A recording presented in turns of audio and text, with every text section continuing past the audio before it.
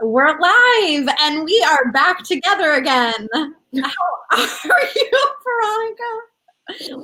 The old gang is back. We are back. What's up, everybody? It was just me, and then the next week it was just you. Yeah, so, we've been busy. Yeah, we've been really busy, but we've been trying to have a hot girl summer. Oh my God. I don't even know what that means. I think the kids say you it. You don't know what that, like, it's a song. It's a whole thing. Hot girl summer. You never heard it? Like, no. It's like the thing right now. I think my niece says it, but anyway. So, yeah. So anyway, back. Welcome, everybody. If you're new here, we're really glad you're here. We're a little bit, it's Thursday night. We're a little bit crazy tonight. But if you're here, say hi in the comments. We want to get to know you. If you're a regular, say hi. Veronica, I'll let you say hi. No, I mean, it's all good. I was here last week, as you mentioned. You were out of town. You were on vacation, which looked amazing. Yeah. So we're just checking in tonight. We don't really have a topic. We didn't do a poll this week. We actually just covered stuff that was going on around the country. That's what we're talking about. There's been a lot of breaking news. You know, and those articles are all on our page, so you could check that out. So we've been focusing more on that, on what's been going on. Yeah, a lot of stuff with, you know, the opioid epidemic, a lot of different legislation, a lot happening with vaping. I mean, so much happening in that impacts us, you know? Yeah, and it's also Recovery Month. So, you know, there's also been some positive news and, you know, big corporations getting involved with the recovery movement and really investing in spreading awareness. I know Facebook is one of them. They did a campaign with the partnership, and I think Google did something with young people in recovery. So I think at the same time, there's also positive things going on and more awareness being created. And so hopefully things will start to turn around. Yeah, and I'm going to say hi to Bill. Hi, Casey. Casey's been here time to time. Rochelle, Augustine is here. Hi, Augustine. I hope you're well. But that like brought up something that I kind of wanted to like ruminate on, because like, I don't know, it's so obvious. Like recovery today is so much more prominent than recovery in 20 years ago, even 5 years ago. I mean, I just want to know, like, what do you think, like, how does that impact the rest of society? You know, I mean, what? That's such a loaded question, and there's so many layers to, you know, because I still think while we've, you know, there's been some good work done, there's still so much shame and stigma. Yeah. And I think, you know, I think somebody said it in that post about that T-shirt, you know, that as long as there is shame and stigma, or you view addiction as a moral failing, there's always going to be those kind of shirts around, or the making fun aspect, or the it's not that serious, or the judgment there, right? Yeah.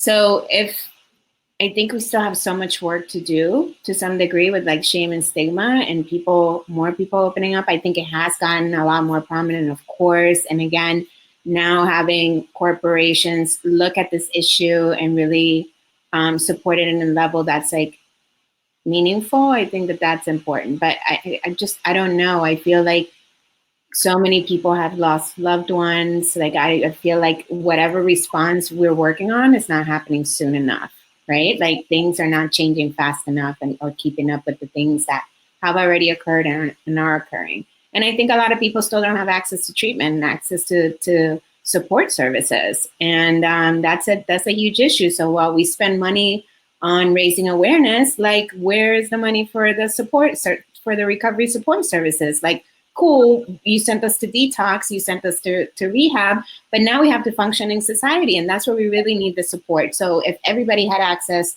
to, you know, community support and had access to recovery services, I think it would be, you know, a game changer, you know, and I think we don't have that. I think everybody's out on their own. I mean, we have fellowships, and that's why they thrive, because there's that community there, but you know, I think we're way back on how we're addressing it, and the support that's being provided to everyone, not just people who can afford it, like in their cities, doesn't matter. Clearly, it's not a race issue. This goes beyond everything, socioeconomic status. Like, so I think even in the playing field a little bit when it comes to recovery. I totally agree with you. I mean, I think that there's a lot that's been done, but it's just starting to catch up. And I don't think it's enough. Like, there's people, I'm sure, that may be watching this that don't want to speak up, because they are struggling and are afraid to say something on a public level, Yeah. fear of stigma from family, friends, or just other people. And Rochelle, I'm talking about this t-shirt. Veronica posted it and posted like an opinion poll. It's about naloxone, which is Narcan. And just, you'll have to look at it. It's kind of hard to explain, but yeah, you won't get it. Like, if we try to explain, it's a t-shirt that's being sold at a major retailer. And we posted it last night. So if you scroll down in our page, it should be super easy to find. But yeah, it was just kind of like, it was a joke, it was a shirt trying to make a joke, but I didn't find it funny myself. And then there's other people who found it funny. So even people in recovery are split on whether or not the shirt is offensive, and that's okay. But let's discuss this. Like, right. And that's why, it even asked, like, what did you guys think about that shirt? And like, what is your opinion? Because, there's a side of me doesn't find it funny, because I've seen firsthand, like, just how many people have lost their lives, and yeah, I mean, you can make fun of it to a certain degree, maybe, but I feel like there's a line that you cross there that, I mean, these are people's lives, right? There's over 400,000 people that have died between, like, I wrote about it in an article, 1990 something and 2019, from opioids. And so, I mean, how would you like someone to wear a shirt around and you're walking in front of a loved one, someone that has had their kid pass away from addiction and an overdose? I mean, I wouldn't want to.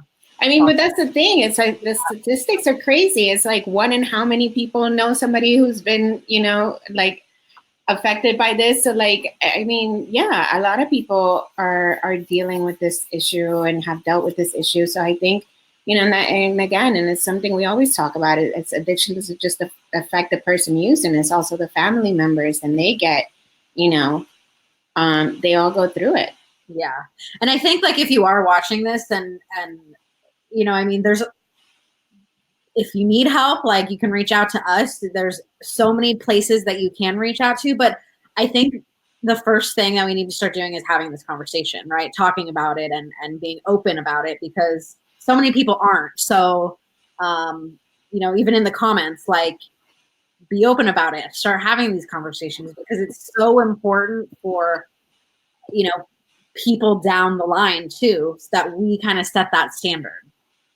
Yeah, and that's a thing that, we think about here, because I think for me, the weekly live sessions are more for the newcomer and more for people who are trying to find their way. I think people who have been in recovery for a while and have rebuilt their lives and, are just doing their thing. I think that, their story is so amazing when they share it, that they're proud of it, and that they spend time in this community, sharing what worked for them. Like, I love that, but I also love the aspect that people show up and comment, 60 days, 18 days, whatever. And then, like, that's the important people in the room, right? Like, we've always been taught, like, that's sort of, because they're still going through that. And that's what we were talking about last week, like, fear of getting sober, and like, what would, how did your mind play tricks on you to think you couldn't achieve that, right? And like, like, going back to that moment when you're going, like, every day is just so scary, like, when that's first happening. So it's just, I don't know. I think definitely it's just so important for people to speak up if they are struggling, because a lot of people have been there, obviously, and could maybe offer some insight. Yeah, no, and Steve is asking a question. He says he's not sure if it relates to, like, the t-shirt that we're talking about, but he said, how about someone walking by with a "I survived cancer" t-shirt when I lost family to cancer? So I think this is a little different, though, because this t-shirt, you have to go on our Facebook page and scroll down. I mean, I'm not going to get into it, but it's a little more offensive. It's a little more satire and offensive. But yeah, I mean, and especially if you are new, like, it's so hard that moment, like asking for help, you know, but that is like the make or break that can change your entire life around. Yeah. I didn't realize that like we were going to have this conversation tonight. No, we're just freestyling tonight. We just got into like current events and, you know, just kind of checking in. Yeah. Seeing how you guys are doing, how your week is going. If anybody is struggling tonight, to reach out for support. 185 days for her. That's awesome. That's amazing. Christopher just turned the sound off on the game and is cranking us up. And my mom is here and she says, good to see you both, your smiling faces. Hi, Mom. So what other talks do you have, Veronica?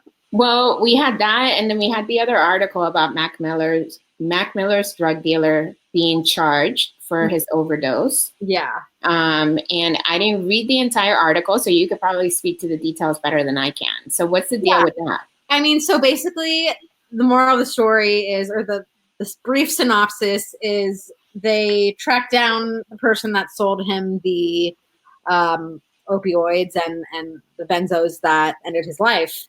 And so he is facing, you know, some serious prison time. We're going to have a trial for that, but facing some serious prison time for that. So, and I read in some of the comments, you know, like some people don't agree with that. I mean, listen, like, I don't know. I think that's another person that is off the street. This is my opinion. That is putting someone else's life in danger.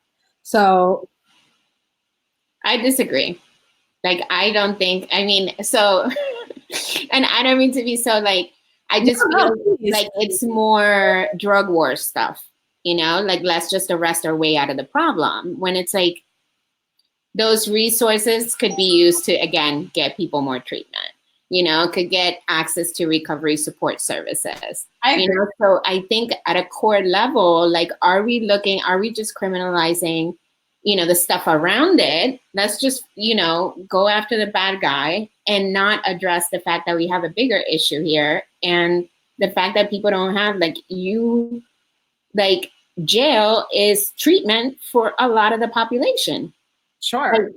So when you think about that being just the answer, like, I don't know. Like, no, I agree with you on that. I mean, I think that, yeah, I mean, this is a bigger issue, but I mean, I don't know. It's so layered.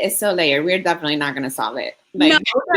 There's been plenty of experts working on it. So I'm sure now we're not going to solve it tonight. But yeah, like, I'm kind of torn on it. And I mean, like, obviously the drug dealers, like, you know, committing crime. So it's like fair game. I get that. But I think like it just echoes drug war 80s stuff to me. And, you know, like, let's just take down neighborhoods and do raids and like. No, and this problem too is fentanyl though, because that's really, and I know that's semantics, but like. So the guy, is that what I read, that the guy like made the drugs himself, and like, is that why he's like being charged? No, he didn't make them. Don't quote me, because I don't want to like, I don't think. Okay. Yeah, I thought I read like a comment or something. I thought I read something like about something about manufacturing, but yeah. So like, it's been, you know, kind of a busy week when it comes to like, you know, current events and these kind of topics. So I don't know. I think, you know, like, more is going to happen. I mean, especially with like Purdue and the Sackler family. Like, if those of you who don't know who this huge pharmaceutical company is, these are the people that patented OxyContin, and they just filed for bankruptcy. And I think it's a really bad thing. But well, I mean, it's a way for them to avoid, you know, to try to avoid the lawsuits from multiple states that are suing them for like the damages. Right.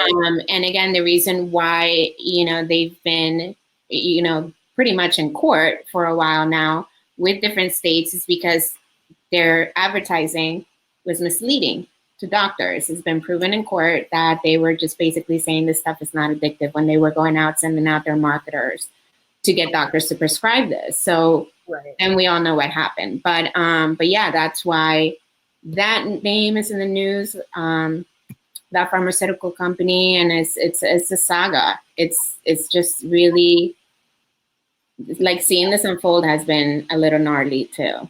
Oh yeah, because it's like every day there's something new. Like you sent me another article. Yeah, I sent you another article today. I sent Tori, I think, that article yesterday, and then so every day has been something, and it's just more developments. It's going to be interesting to see how like this whole saga unfolds. But Rochelle in the comments says she hasn't seen the shirt, but they had recovery day at her city hall, and her mayor was there. There was booths, support networks, community partners, free Narcan demos, and kits. I want to know where city and state that's in, because that's where.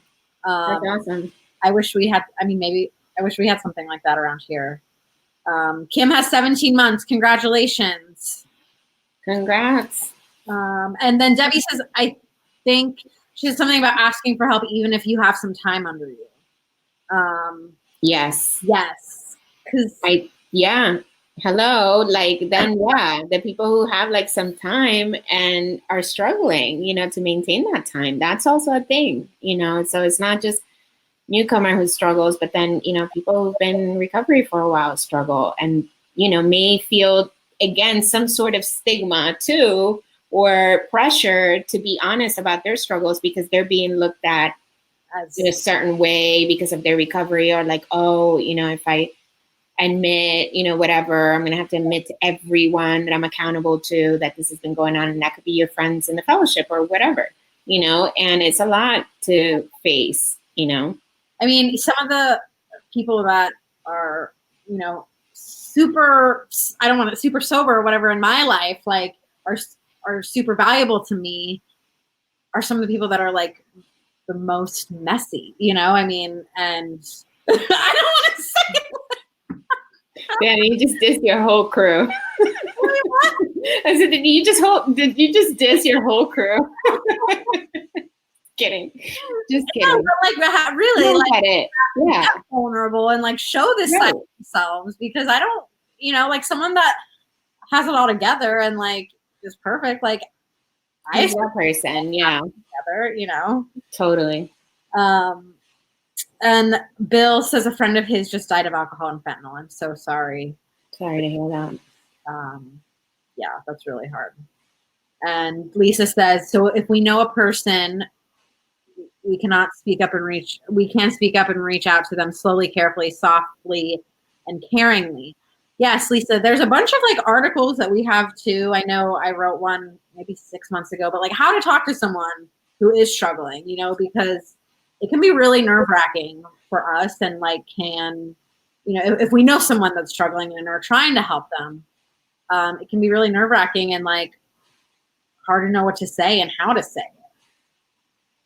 Plus, and that person may get defensive and just shut down the whole conversation, and there's so many variables, but there is a way to approach someone. There's a bunch of resources, but yeah, absolutely. You need to do it in a caring way, not in a shaming way, and just sort of offer the support and, let that person know that you're there for them, like when they're ready to get out. Right. Absolutely. I mean, and I think we even did a live on that. Probably. Yeah. It's been a topic. What month is it? Is it September? I think we've been doing this for a year now. So we should have like sparklers. No. I was going to say we should have a lot of videos, but no, but really we do. Like we do this every week. And again, like it did start out with very formal topics, but we've learned like it's about community and people showing up and just saying, hey, and that's really what this is about. We really don't have, we're not maybe as well produced as we used to be when we first started. Yeah, topic. We tried to be like so, like on point, but we just roll with it, right? No, we still have guests. I still want to get some people on. I think that there's still some topics we need to discuss, and I didn't even want to really discuss the Mac Miller case. With like, I sort of even got the thought to contact somebody that has had experience with the criminal justice system, and sort of just touch on that and like what he thinks, or what she thinks. But but yeah, I just didn't, follow, like it wasn't, No, but I think I couldn't turn it around in time. I mean, those are super important to have. Those people like that are super important to have on here, because while we have a lot of experience, like we aren't experts in everything, right? So like Yeah. in this case, I just, know what I hear and know what I read. And so, have my sources, but we're not experts. So, I mean, we're here to support you guys and direct you guys wherever you need to be directed if you are struggling. Debbie says having this group is great because you can come in here and say you are struggling without any judgment. That's what we've always hoped, I mean, Yeah. That's what our main goal has been since the very beginning of this. And I hope we continue doing these for another year. Don't hate me. God. So basically I have no Thursday nights for another year. No, I'm just kidding. But seriously, like it has been like really just a great experience to hang out like every week doing this live and just getting to see the community like come in and support other like people that they don't even know without judging them, without, just support. I love it. And what Debbie, the comments saying? So Debbie's saying, like you said, Tori, you have people that you look up to and to realize they are struggling. Would that affect the people who look up to you? And I think you're saying, like, if I was struggling, the people that look up to me, I think that's what you're saying. Yeah, like if it's somebody that, like, how does that affect the person that they look up to? I mean, like if I'm struggling and people look up to me and know I'm struggling, I want them to know that I'm real and right. These struggles do happen, right? We do go through life and lose people and have bad days, and like if you're gonna be in my circle and you know enough about me to look up to me in that way, like then you're also gonna know that like it's not perfect, and you're also gonna know like there are hard days and there are great days, but like you'll know it's like real life, so hopefully it's not. But I mean, I guess something with like going out and making the decision to use again or something of that nature, like that's a pretty, black and white choice, so I could see that tripping somebody up, and thinking like, okay, I thought this person had recovered, figured out.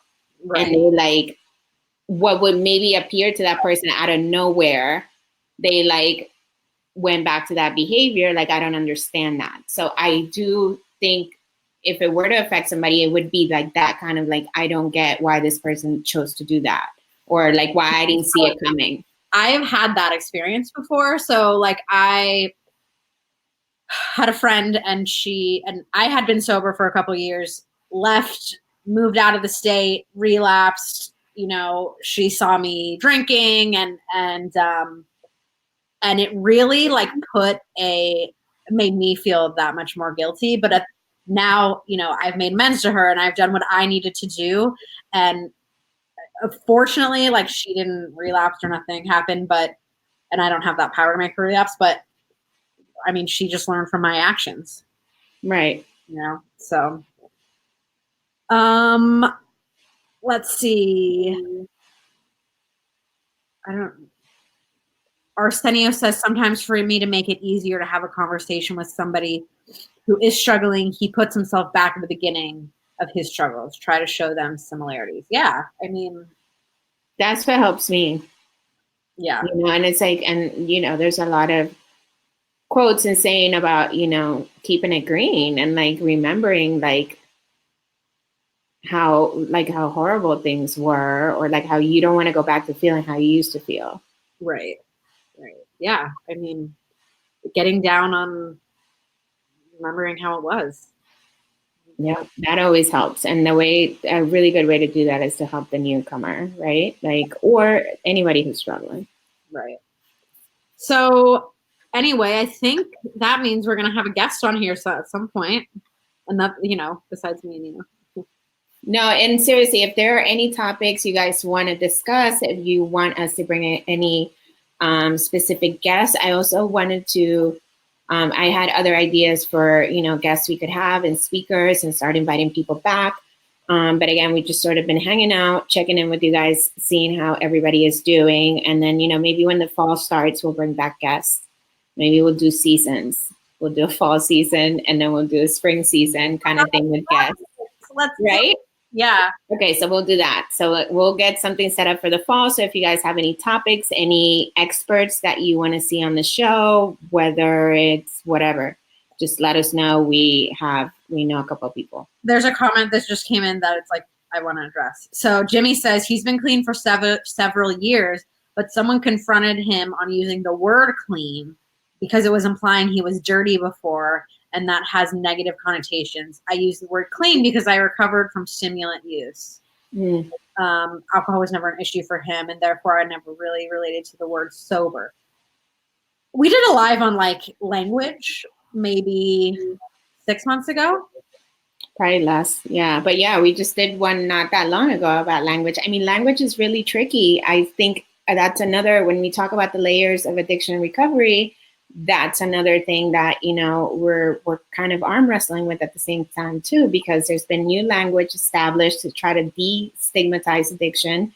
And so, even within our own community, we have people correcting other people and then people not feeling comfortable using terminology that they're used to. And instead of being shamed for it and being called out for it in comments and saying, oh, the word alcoholic is offensive and it's this and it's that. Okay, it is. You're right. When you have a few years of recovery, but people are just grasping what sobriety is. There are people who are just coming into contact with this life, with this situation. So I think we need to have those conversations and we need to improve and we need to move towards, better language and remove that. But I don't think we do it by shaming other people and by being combative about it. I think there's a way to do it where, we don't have to just come hard at people and then have people. So, so now he feels some sort of way about expressing himself, about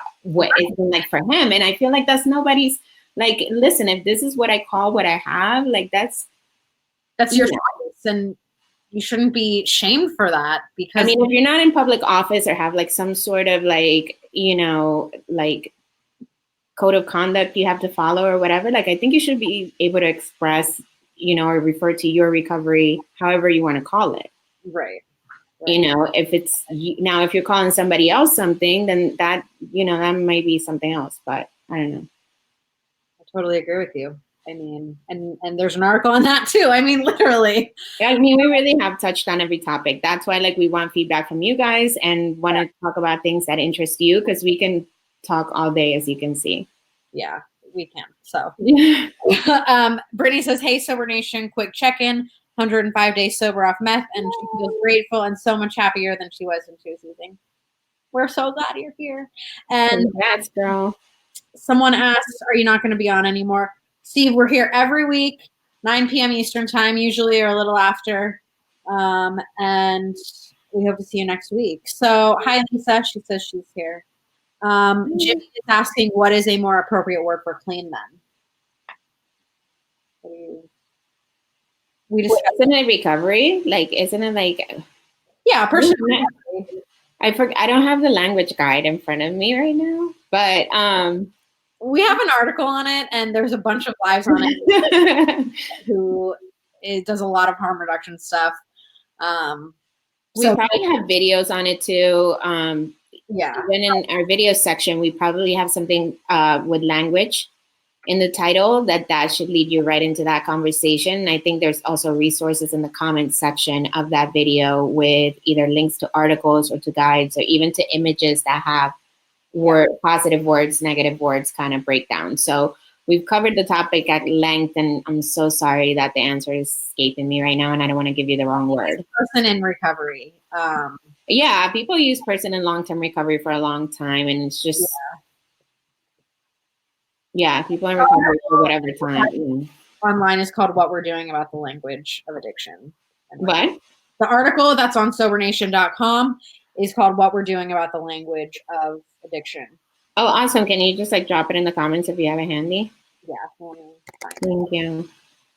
You're welcome. I know, because I feel like you could see everything because you have the comments. So I'm like kind of blind here. And now you have the articles. I'm like, Yeah, I'm just gonna pull it up. All right, I'll put it in there. yeah, so check that out so you can hopefully get some answers there with that article. But yeah, let us know what you guys want to talk about. We're here every week at 9 p.m., 9-ish. Nice. Yes. Fashionably late. Yeah. Sometimes we run a few minutes late, but we try to be here all the time. So if you are struggling, reach out to us. If you want to write for Sober Nation, send me an email, Tori@sobernation.com, TORI. And if you have a sober story, if you want to share your story, go on sobernation.com and you will find a tab that says Sober Stories. You can submit your own and we will post it. Yep. So now you know how to stay connected with us throughout the week, and then we hope we get to see you next week. Yep. And we will talk to you later. Bye. Bye.